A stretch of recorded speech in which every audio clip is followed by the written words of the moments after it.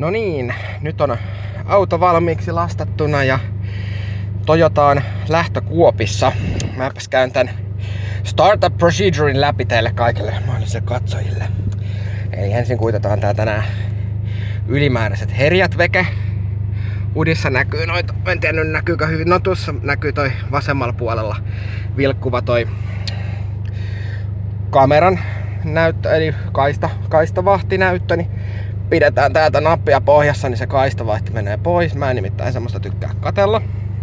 Sitten täältä keskikonsolista painetaan nappia IMT, eli Intelligent Manual Transmission.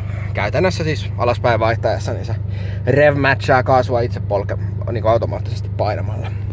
Sitten koska on tietysti täysverinen ralli kautta kilpa-auto kyseessä, niin ei tällä nyt missään road modella ajalla, vaan mennään ihan suoraan track modelle. Siellä on track päällä. Ja sitten koska pihalla on liukasta, niin ei me mitään vitun luistonesteä tarvita. Eikä myöskään mitään start-stoppeja. Niin nyt on tää tämmönen terveellinen perusjoulukuusi täällä Kojalaudessa mittaristossa, joka tarkoittaa, että ready to go. Sitten lähdetään.